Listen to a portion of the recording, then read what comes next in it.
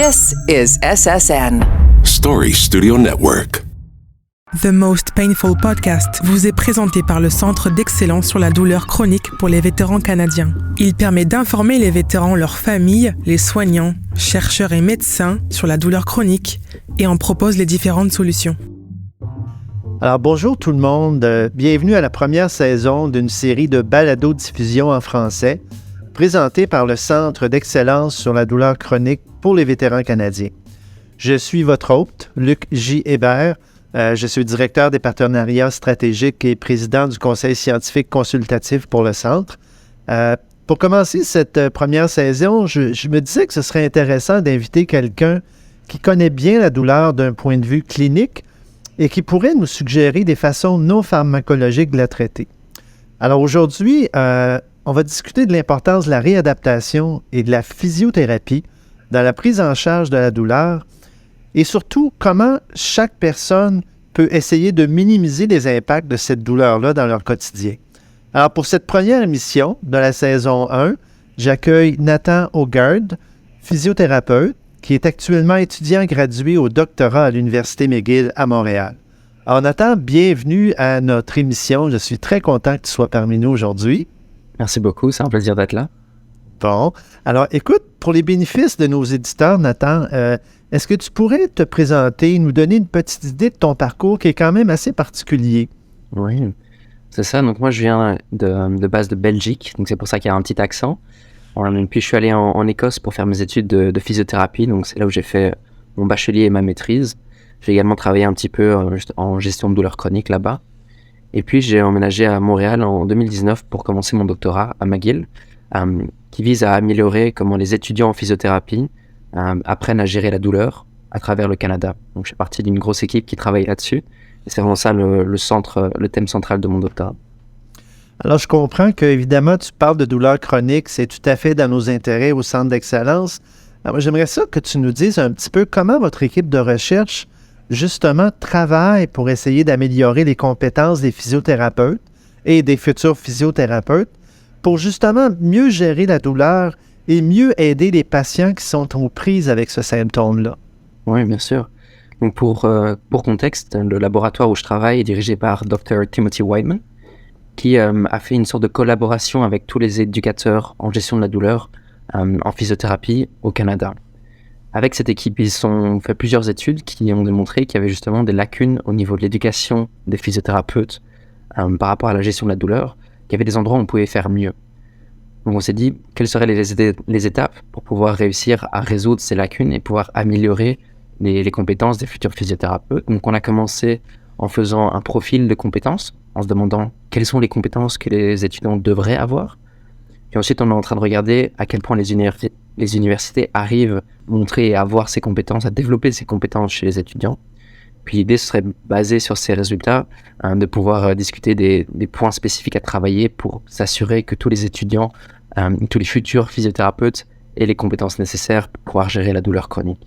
OK, ça c'est très intéressant parce qu'en fait, est-ce que tu pourrais nous donner des exemples de lacunes qui ont été identifiées puis comment, justement, on pourrait remédier à ces lacunes-là pour mieux traiter les gens qui ont de la douleur? Puis je pense évidemment à nos vétérans canadiens. Oui. Il y a une des lacunes principales qui a été mesurée, c'était vraiment au niveau du temps dédié à développer les compétences. Et on sait que ce n'est pas une excellente mesure de savoir exactement à quel point ça permet de développer les compétences ou pas, mais le fait qu'il y ait des grosses variations en termes de temps consacré à ça. Donc il y avait par exemple une différence de plus de 8 fois entre deux universités. Donc 8 fois le temps différent, ça prouve clairement qu'il y a des différences à la manière dont les étudiants sont entraînés. Et quelque chose qu'on connaît de façon peut-être plus implicite, c'est que le fait que les compétences interpersonnelles ne sont pas vraiment développées au terme de la gestion de la douleur. Et on sait que ces compétences sont vraiment importantes dans la gestion de la douleur pour pouvoir permettre aux patients de se faire entendre, de se sentir validés, de travailler ensemble pour développer un traitement qui fonctionne. Toutes ces compétences-là, qui sont peut-être moins spécifiques au traitement, mais plus spécifiques à l'interaction humaine, on sait qu'on passe pas assez de temps en général là-dessus à les développer dans le cadre de la gestion de la douleur. OK, donc si je comprends bien, il faudrait faire en sorte que les cliniciens, en particulier les physiothérapeutes, puissent consacrer suffisamment de temps pour bien bien entendre ce que les patients ont à dire concernant leur douleur, essayer de regarder toutes les dimensions. Et dans ce contexte-là, on avait discuté, toi et moi, d'un élément important dans les lacunes, c'était d'utiliser le mouvement et la physiothérapie. Oui. On sait que le mouvement a un impact important sur la perception de la douleur et souvent la réduction de l'intensité de la douleur. Alors, peux-tu nous parler un petit peu de cet aspect-là qui est assez unique à la physiothérapie? Oui, c'est vraiment le point fort de la physiothérapie, vu qu'on est spécialisé dans tout ce qui est le mouvement et la fonction. C'est clairement un outil qu'on va souvent utiliser et qui est démontré encore et encore, qui est vraiment utile pour la gestion de la douleur. Ça permet de réduire la douleur, ça permet de faire plus, de retourner au travail, de retourner faire les choses qu'on aime. Le problème, c'est qu'en général, bouger, ça fait mal quand on a de la douleur chronique. Donc c'est vraiment une compétence particulière de pouvoir trouver les mouvements qui permettent de rétablir, de calmer le système, de pouvoir réintégrer le mouvement petit à petit pour rétablir la fonction. Donc c'est vraiment cette approche graduelle qui est difficile à installer, à implémenter et qui nécessite une compétence vraiment spécifique de reconnaissance, de trouver quel est le point sur lequel on peut se baser pour commencer, le niveau de base, et ensuite évoluer progressivement. Donc c'est vraiment utile et il faut le faire de manière à ce qu'on évite les exacerbations de douleur parce que premièrement c'est pas plaisant pour la personne qui vit avec de la douleur, mais on sait aussi que c'est pas utile d'aller tout le temps chercher ces exacerbations, ça va pas s'améliorer en faisant ça. Donc il faudrait trouver avec cette approche un niveau de base qui nous permet de commencer à bouger, de réintégrer le mouvement et puis augmenter graduellement pour que on puisse augmenter notre capacité à faire des mouvements sans avoir d'exacerbation de la douleur.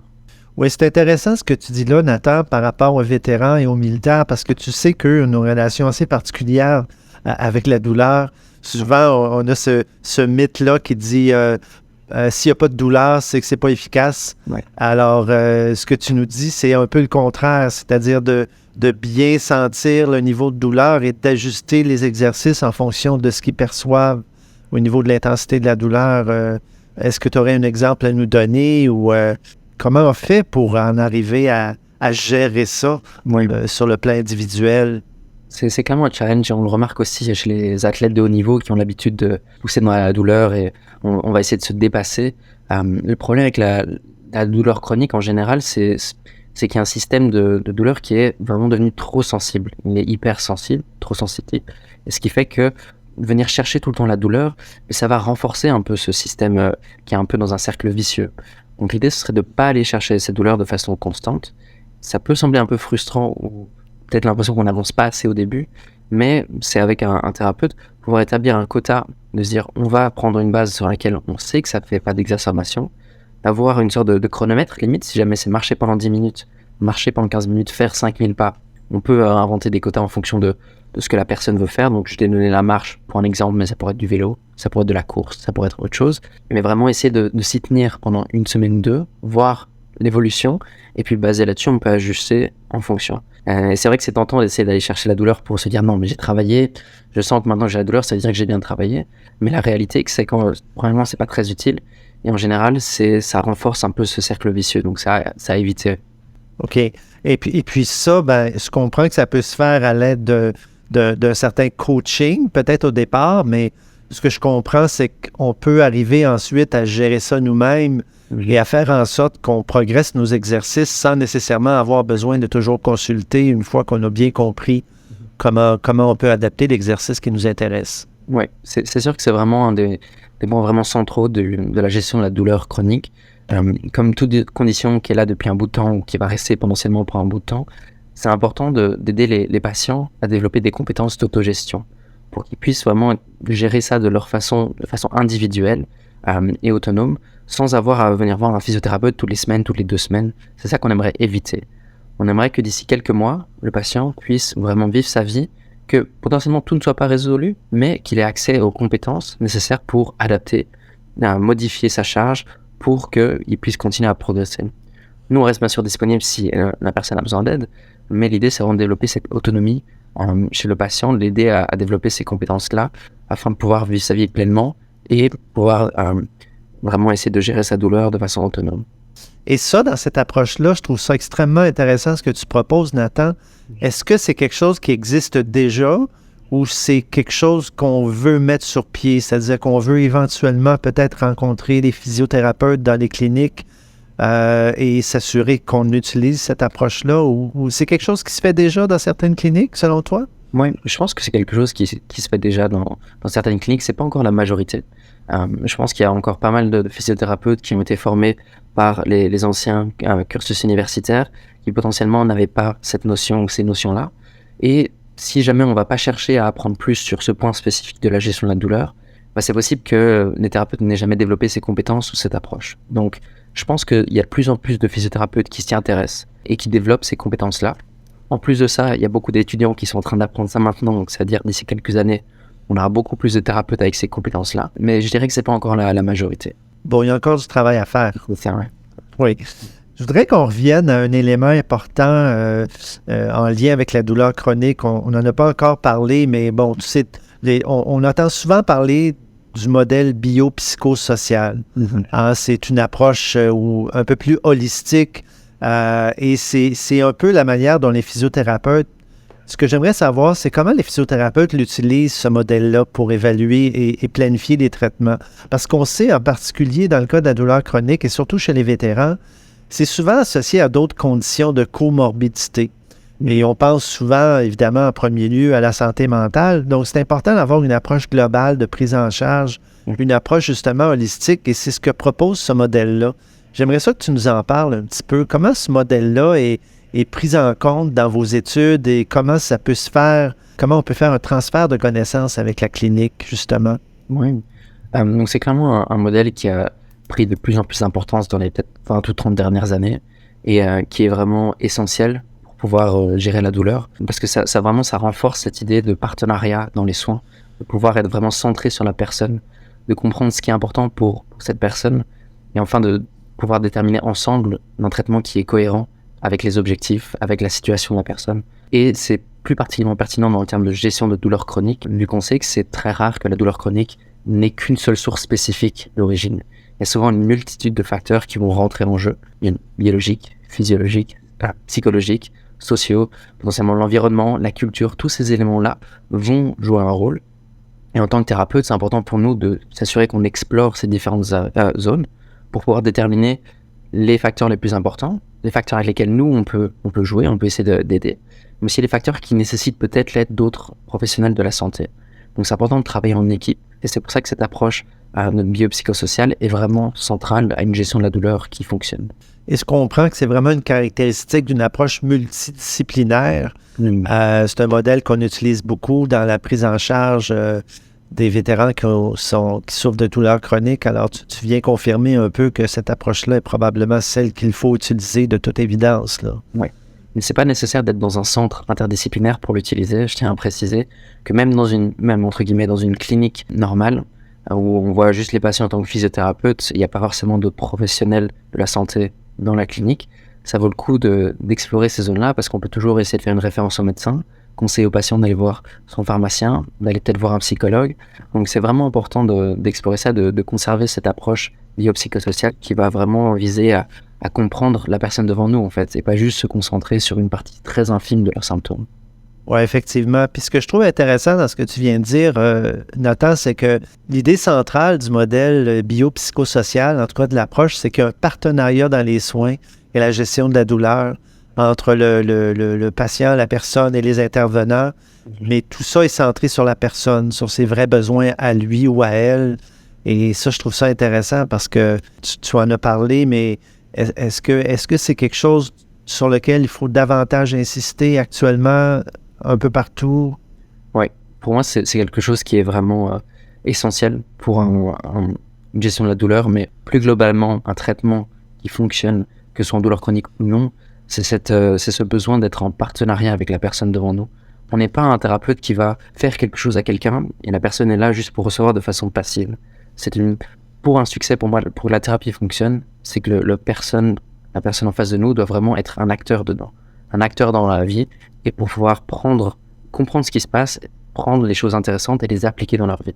Parce que nous, on va voir le patient peut-être 1 heure, une demi-heure, peut-être 2 heures par semaine si jamais on est un peu intensif. C'est pas 2 heures par semaine qui vont vraiment changer quelque chose en tant que tel. c'est ce que le patient fait durant le reste de la semaine qui est vraiment important. Et c'est pour ça que c'est important d'être en partenariat avec cette personne pour pouvoir établir qu'est-ce qui est important pour eux, qu'est-ce qui ferait sens dans leur contexte. Ça vaut pas le coup de donner à quelqu'un un traitement où on va soulever beaucoup de poids s'ils n'ont pas accès à un gym. Donc c'est vraiment important pour ça d'être en partenariat avec la personne pour pouvoir établir des objectifs qui sont cohérents avec leur situation et une façon d'y arriver qui fait sens aussi. Donc, dans le cas de la gestion de la douleur chronique, il faut absolument que le patient fasse ses devoirs et qu'il soit bien encadré aussi pour savoir quoi faire, comment, mais ça semble porter fruit, là. Ouais.